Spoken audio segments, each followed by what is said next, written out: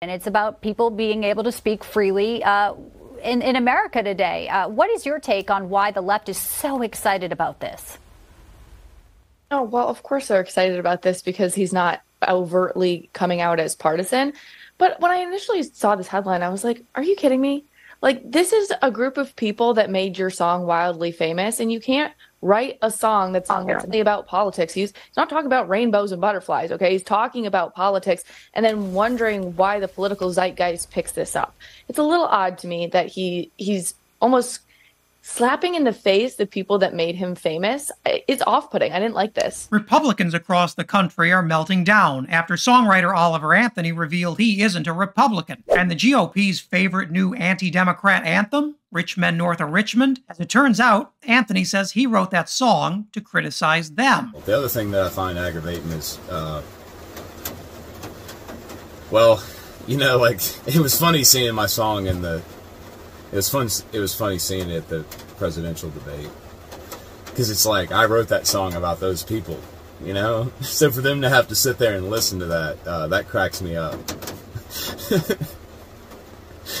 But it was funny kind of seeing the response to it. Like, that song has nothing to do with Joe Biden, you know? And oh, how quickly the GOP turned on their former best buddy. Because you might remember Anthony's song made headlines by being mentioned as one of the first topics at the Republican debate, which I can't actually show you because Fox News threatened to sue me if I did. But what really got the MAGA bunch up in arms was this comment from Anthony, who couldn't wait to distance himself from Ron DeSantis and the Republican millionaires who claimed that they really understood what Anthony was singing about. It's aggravating seeing people on conservative news try to identify with me like I'm one of them.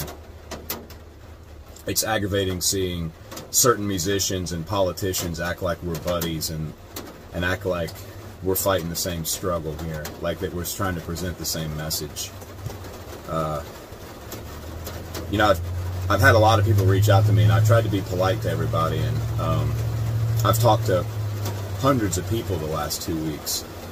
But it seems like certain people want to just ride the attention of this song to maybe make them their own selves relevant, and that's aggravating as hell. And as real working class people like Anthony are realizing, Republicans only care about their struggle when they need them to whitewash policies that disproportionately help the rich. And believe me, those conservative groups really tried to buy Oliver Anthony's soul. In one case, Anthony says a group offered him $8 million to turn his music into a new conservative anthem, probably because, unlike Jason Aldean, none of Anthony's lyrics involve thinly veiled references to lynching. But Anthony told the GOP to hit the bricks, and now all of a sudden Republicans' working class hero is actually a secret socialist lib. What do you hope comes of the song in your music? I know you turned $8 million down. I just want to go back to the woods, honestly. But no, what I really want in the bigger scheme of things is just people to start appreciating each other for human beings and look beyond political differences and ideologies and a lot of things that I see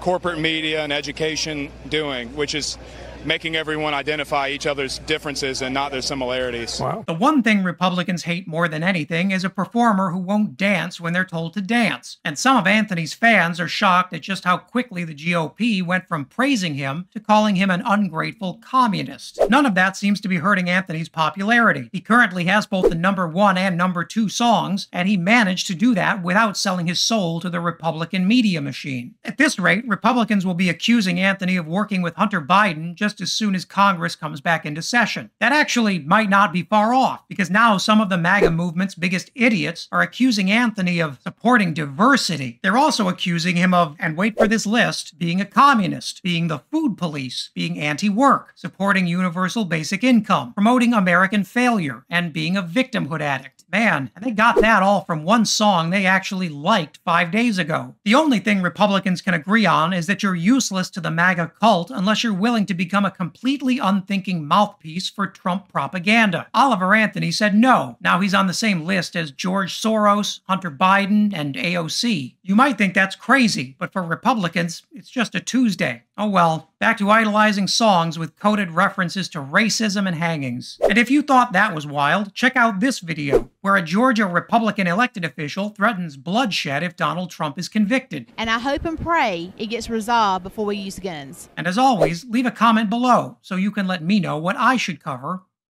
next.